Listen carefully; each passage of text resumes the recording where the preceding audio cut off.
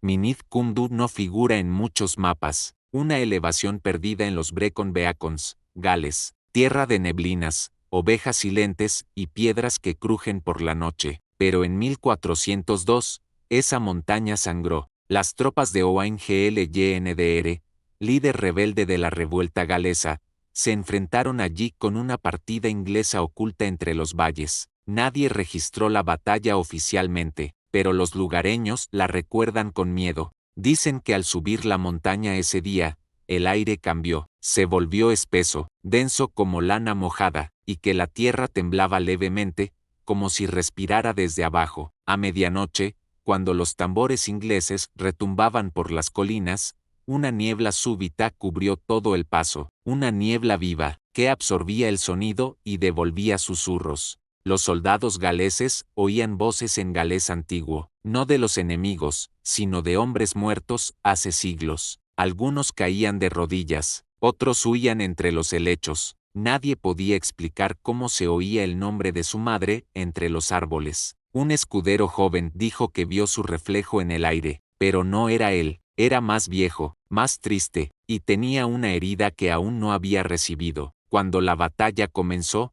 el suelo retumbó, no por caballos ni cañones, sino por algo más profundo, como si el corazón de la montaña latiera con odio antiguo. Las espadas no chocaban, se quebraban, y el metal parecía oxidarse al tocar la tierra. Una piedra monolítica en el centro del valle comenzó a sangrar por una grieta. No era óxido, era líquido, oscuro, espeso. Los pocos supervivientes que lo vieron juraron que esa piedra tenía rostro, y que sus ojos de musgo se abrían con cada grito humano. Uno de los comandantes ingleses, Sir Edward Mallory, fue hallado a la mañana siguiente caminando en círculos, su espada rota, su armadura oxidada en una noche, y su rostro, en blanco, sin emoción, como si no recordara su nombre. Cuando lo interrogaron, solo repetía una frase: nos adentramos donde no debimos mirar. Luego, se arrancó la lengua con sus propios dedos, y murió sin sangrar. En su diario, hallaron una hoja arrancada. En ella, solo quedaba un dibujo a carbón, una mujer con alas de cuervo y corona de espinas, rodeada por árboles invertidos. La mañana posterior a la batalla, no había cuerpos, solo armas rotas, huellas dispersas, y estandartes rotos colgando de ramas que no podían sostener su peso. Los pobladores dijeron que esa tierra no retiene a los muertos, que los traga, los esconde, o los intercambia por otras presencias. En el aire, aún se oía una nota grave, constante, como un zumbido bajo la piel. Los pastores dejaron de subir por esa ruta, las ovejas no cruzaban el límite, y durante años, cada vez que alguien dormía cerca, soñaba con soldados sin rostro, arrastrando cruces negras por la niebla. Uno de los capellanes del ejército galés dejó por escrito algo que después fue quemado por orden eclesiástica. Su copia sobrevivió en una caja oculta en la iglesia de Llanvedre. Decía que al comenzar el combate, hubo un momento exacto en que todo sonido desapareció. No fue silencio natural, fue ausencia total, un vacío que asfixiaba. Se abrían bocas, se veían los gritos, pero no se oían, ni el viento, ni el acero, ni el crujir de las ramas, solo una opresión en el pecho, como si el mundo contuviera el aliento. Ese vacío duró exactamente 70 latidos. El capellán los contó, uno a uno, y cuando el sonido regresó, fue distinto, no reconocible, no humano, como si alguien más estuviera imitando el sonido de una batalla sin entender su lógica. Días después, un grupo de monjes fue enviado para recuperar los restos y dar sepultura. Lo que encontraron desafió toda lógica. En un claro cercano al arroyo, había una docena de cráneos limpios, sin carne, sin sangre, aún con el hierro clavado. Lo extraño era su disposición. Todos apuntaban hacia el cielo, perfectamente alineados, como si algo invisible los hubiese colocado allí con propósito ritual. Y lo más inquietante,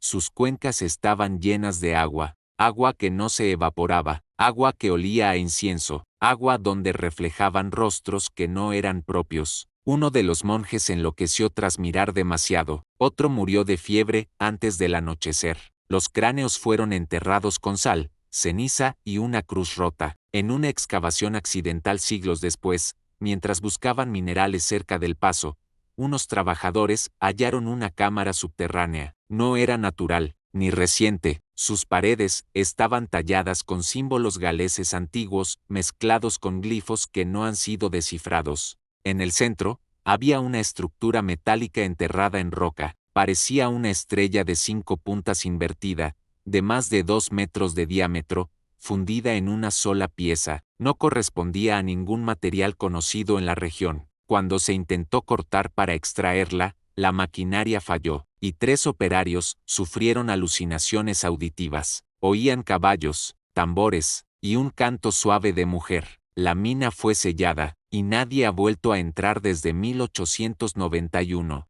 En los archivos de la Biblioteca Nacional de Gales, existe una carta fechada en 1403, escrita por un noble inglés que había participado en la campaña. Estaba dirigida al arzobispo de Canterbury, pero nunca fue entregada. La tinta estaba aún húmeda siglos después. En la carta, el autor hablaba de un encuentro con algo que no puede nombrarse. Describía como al caer la niebla sobre MYNYDDCWMDU, el aire olía a almendra amarga, y como el suelo se abría en fisuras donde se oían cánticos que dolían. Terminaba con una súplica: quemad mis huesos y caigo allí. No dejéis que me entierren en esa tierra, no pertenece a este mundo. El noble desapareció en combate 2 días después. Su cuerpo jamás fue hallado, pero la carta sigue allí, manchada de sangre seca. Durante el siglo XVII, aparecieron en la región relatos de una secta secreta que veneraba los sucesos de MYNYDDCWMDU. Se hacían llamar la Hermandad del Alba Negra,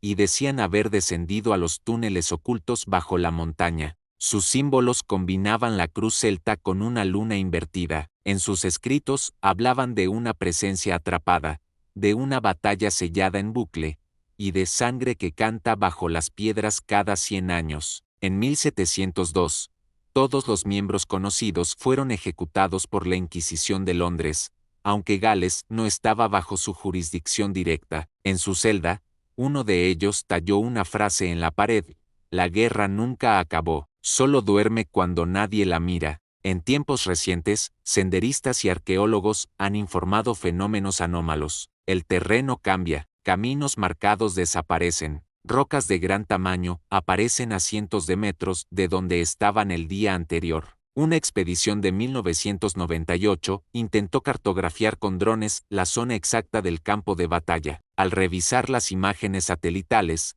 notaron un patrón. Las piedras formaban símbolos celtas cuando se miraban desde el aire en determinados días del año. Una figura central se repite en todas las formaciones, una lanza atravesando un ojo. Algunos lo vinculan con leyendas de Taranis, el dios del trueno. Otros, con un ente más antiguo, que duerme en el corazón de MYNYDDCWMDU desde antes del tiempo de los hombres. El último pastor que vivía en la zona, Ewan Matters, falleció en 2006. Durante años fue considerado un excéntrico, obsesionado con proteger los límites del paso. Nunca dejó que sus animales cruzaran el arroyo. Antes de morir, dejó grabado un mensaje en casete. Su voz temblaba, pero era firme. Decía: no es una montaña, es una herida abierta. Cada vez que alguien cruza su piel, sangra por dentro. Yo la oigo, siempre la he oído. Terminaba diciendo que había visto al guardián, un hombre sin rostro,